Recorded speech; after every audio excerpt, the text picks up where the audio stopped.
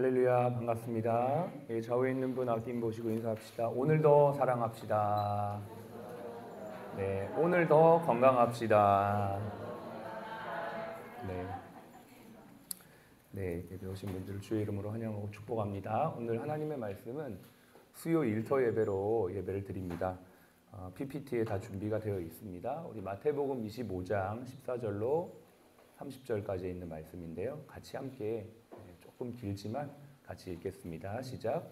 또 어떤 사람이 타국에 갈 때 그 종들을 불러 자기 소유를 맡김과 같으니 각각 그 재능대로 한 사람에게는 금 5달란트를, 한 사람에게는 2달란트를, 한 사람에게는 1달란트를 주고 떠났더니 5달란트 받은 자는 바로 가서 그것으로 장사하여 또 5달란트를 남기고 2달란트 받은 자도 그같이 하여 또 2달란트를 남겼으되 1달란트 받은 자는 가서 땅을 파고 그 주인의 돈을 감추어 두었더니 오랜 후에 그 종들의 주인이 돌아와 그들과 결산할세 5달란트 받았던 자는 5달란트를 더 가지고 와서 이르되 주여 내게 달란트를 주셨는데 보소서 내가 또 5달란트를 남겼나이다.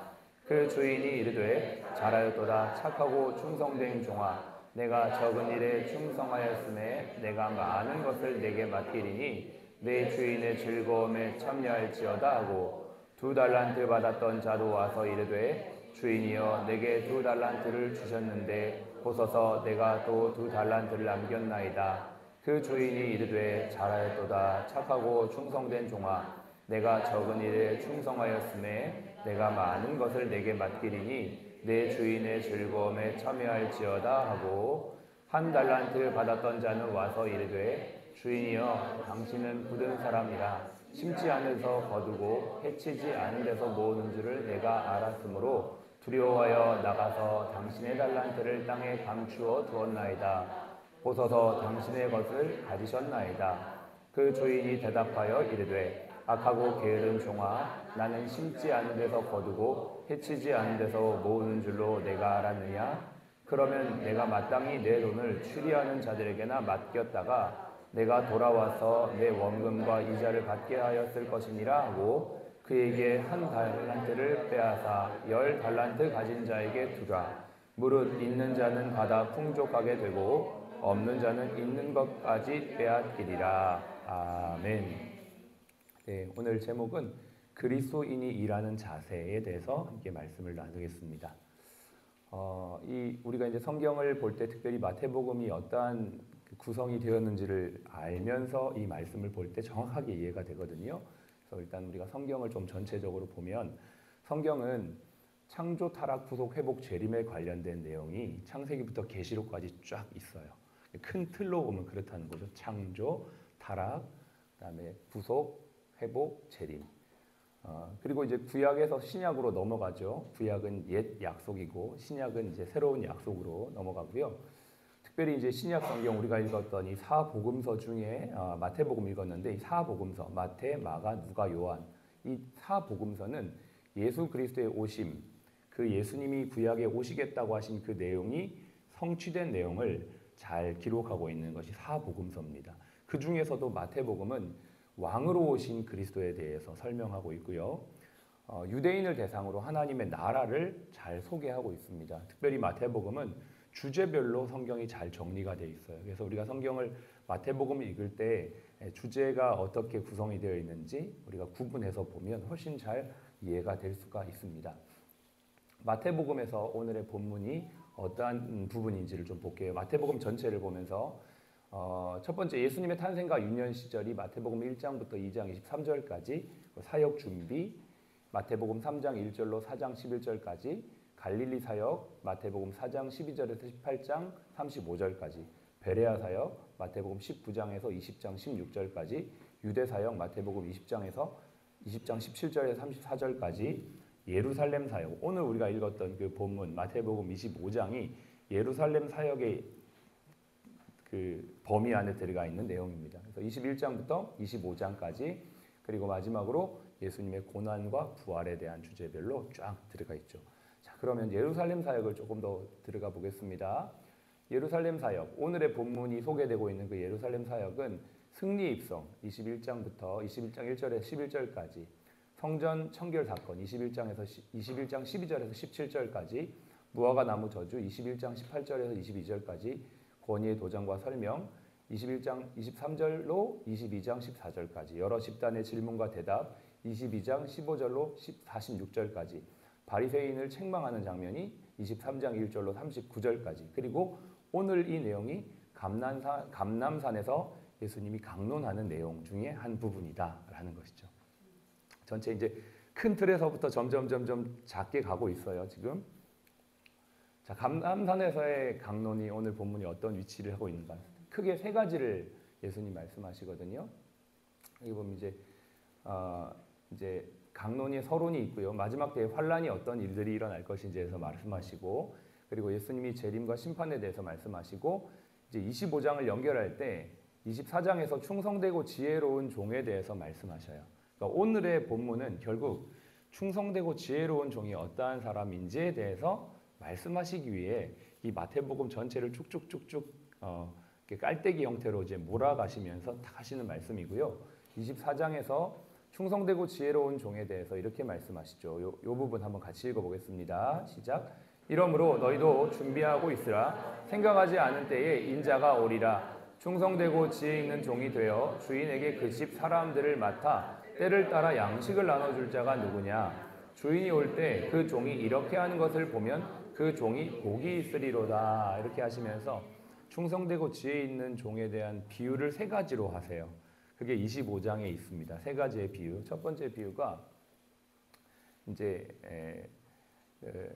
그 기름 열처녀 비유가 나오고요. 이 두 번째 비유가 이 달란트 비유입니다. 세 번째 비유가 양과 염소의 비유인데, 그 세 가지의 비유 중에 충성되고 지혜 있는 사람이 어떠한 사람인가 세 가지를 비유하면서 두 번째가 달란트 비유고, 우리가 그 달란트 비유를 읽은 거죠.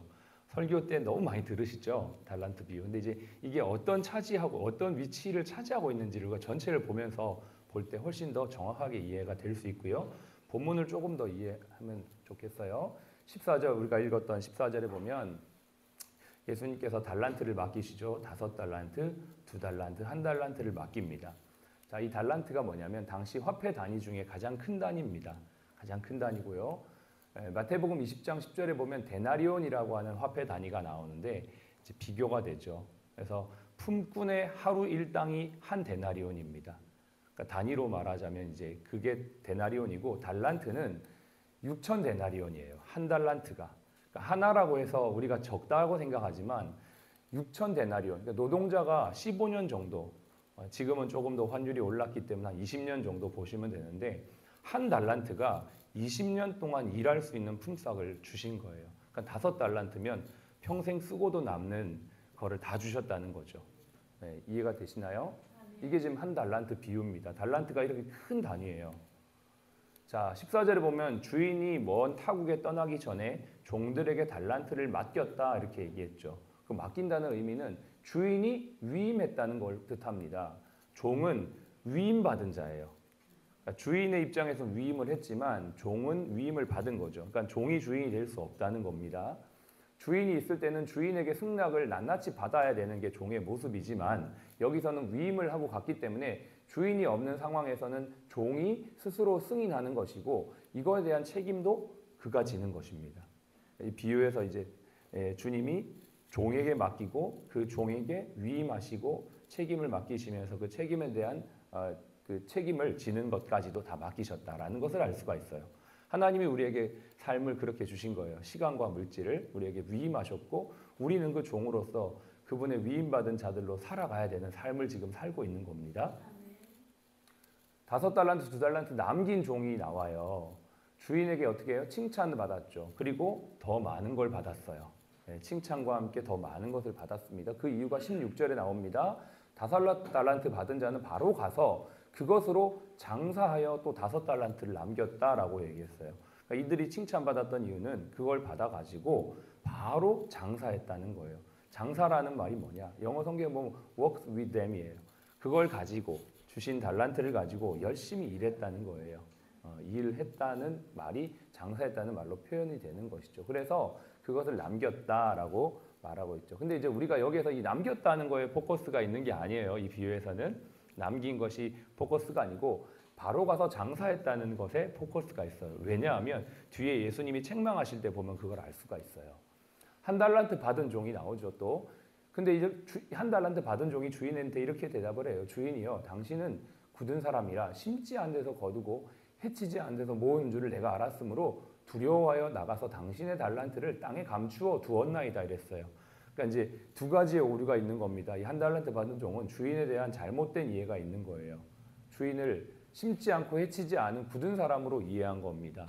그래서 그거를 잘못되어진 이해를 가지고 어떻게 했어요? 아무것도 하지 않았다고 돼 있지만 성경에서는 자기 마음대로 게으름을 부렸다라고 표현을 하고 있습니다. 그 뒤에 보면 나에게 주어진 시간과 기회를 낭비하면서 나중에 주인에 대한 왜곡된 이해를 합리화시키는 모습이 이 첫 번째 한 달란트 받은 사람의 모습이죠. 그러니까 내게 주어진 것에 대한 최선을 다하지 않은 것을 주님이 지금 책망하시는 거예요.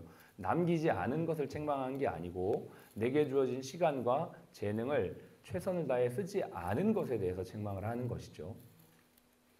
주인의 대답. 주인이 대답하여 이르되 악하고 게으른 종아, 나는 심지 않은 데서 거두고 해치지 않은 데서 모으는 줄을 네가 알았느냐? 그렇게 오해하고 있다면 잘못 알은 거다라고 말씀하시면서 그러면 네가 마땅히 내 돈을 추리하는 자들에게 나 맡겼다가 내가 돌아와서 내 원금과 이자를 받게 하였을 것이다. 만약에 내가 너에게 어떤 한 달란트를 줘서 한 달란트를 남기고 5달란트를 줘서 5달란트를 남기기를 내가 원하는 사람으로 내가 알았다면 차라리 너가 그 돈을 은행에다가 갖다 맡겨서 원금과 이자를 나중에 때가 되면 받아 누리는 게 더 낫지 않겠느냐. 내가 원하는 건 너가 남기는 거에 있지 않아 라고 말하는 거예요. 차라리 남기는 것을 내가 바랬으면 은행에 갖다 맡기라고 내가 얘기하지 않았겠니? 라고 말씀하시는 거죠. 자, 당시 이자가요 12에서 40% 정도 됩니다. 지금 뭐 이율이 뭐 이것도 안 되죠. 요즘에 우리가 예금을 맡기면 3%, 4% 이 정도, 많아야 60%인데 그 당시는 12에서 40%예요. 엄청난 이자입니다. 차라리 한 달란트 15년, 20년치 품삯을 은행에 맡기면 그 이자만 해도 엄청난 거죠. 주인이 원했던 건 그 이자를 남기는 게 아니라는 거예요. 주인이 원했던 게 뭘까요? 주인의 원함은 바로 신실함이죠. 신실함입니다. 나에게 주신 시간과 재능, 그것을 최선을 다해서 그 일이 어떠한 일이든 그것을 성실하게 감당하는 자세와 태도를 말하는 것이죠. 그게 오늘 이 달란트 비유에 우리에게 주시는 메시지다라는 것입니다. 결론입니다. 우리가 이 결론을 좀 잘 이해해야 되겠는데요. 복음은 하나님 나라에 관한 이야기입니다. 우리는 지금 이 땅을 살지만 하나님 나라를 같이 살고 있습니다. 네. 우리는 그의 재산을 맡아 관리하는 청지기입니다. 우리는 일해야만 합니다. Work with them. 그것으로 지금도 우리에게 주신 자리에서 일해야 되죠. 하나님은 우리에게 능력에 맞춰 자원을 맡기셨어요. 그리고 소명을 이룰 수 있는 충분한 재능도 주셨습니다. 언젠가는 반드시 결산할 날이 있습니다. 우리는 믿음의 행위를 통해 입증됩니다. 우리의 믿음은 행위를 통해, 삶을 통해 나타나는 겁니다. 이거 굉장히 중요한 부분이에요. 우리가 그리스도인들이 믿음이 있다고 우리가 여기에서 예배드리고 나갔을 땐 삶의 자리에서는 정말 그렇게 살아야 해요. 최선을 다해서 성실하게 내가 할 수 있는 걸 해야 해요. 그게 바로 우리가 믿음이 있다는 증거입니다. 여기에서 막 기도를 하는데 나가서 그렇게 살지 않으면 우리의 믿음은 왜곡될 수 있어요. 네, 되게 중요한 메시지를 우리에게 말씀해 주시고 있고요. 그리고 마지막 평가의 방식은 세상과는 달라요. 세상의 평가 방식은 많이 남겼느냐예요. 근데 주님의 평가 방식은 얼마나 신실했느냐예요. 네, 얼마나 성실했느냐예요. 신실함이 칭찬의 기준이죠. 근데 여러분, 신실하면 반드시 성과도 납니다. 네, 왜요? 주님이 지혜를 주시더라고요. 네, 주님이 힘을 주시더라고요. 그래서 여러분 어떤 것을 남기는 것에 목적을 두기보단 오늘 이 말씀 속에서 신실한 주님의 모습을 담는 우리가 될 수 있도록 기도하며 나아갈 때 하나님 반드시 저와 여러분의 삶의 일터에 아름다운 열매를 주실 줄로 믿습니다. 기도하겠습니다. 같이 한번 기도하실 때 하나님 오늘도 우리에게 주신 시간과 재능을 위임받은 청지기로 잘 쓸 수 있도록 도와주시옵소서. 신실한 주님을 닮아가는 이 하루가 될 수 있도록 도와주시옵소서. 기도하겠습니다. 하나님 아버지 감사합니다. 오늘 우리에게 주신 이 말씀은 분명합니다. 우리가 어떠한 자세, 어떠한 태도로 일해야 되는지를 우리에게 말씀해 주고 있습니다. 하나님 아버지, 이 비유가 우리의 삶에 오늘도 적용되기를 원합니다. 사랑하는 믿음의 백성들, 지체들에게 은혜를 주시고 하나님의 능력 안에서 아버지 하나님 살아가는 신실한 주님의 종들이 될 수 있도록 주님 도와주시옵소서. 오늘도 성실하신 주님 안에서 아버지 하나님 우리가 정직하게 일하게 하시고 최선을 다해 일하는 저희 모두가 될 때의 아름다운 열매가 맺어지게 될 줄로 믿습니다. 우리가 오늘도 이렇게 살아가는 저희 모두가 될 수 있도록 힘과 능력을 주님 더하여 주시옵소서. 감사합니다. 지금은 우리의 생명이요 부활이신 예수 그리스도의 은혜와 아버지 하나님의 극진하신 사랑하심과 성령님의 내주교통 충만 인도하심이 오늘도 우리를 부르신 자리에서 주님 맡은 청지기로 신실하게 일을 감당하기 원하는 우리 모든 사랑 플러스 가족 머리 위에 또 모든 환우분들 머리 위에 지금부터 영원까지 함께 하시기를 예수님의 이름으로 축복합니다. 아멘.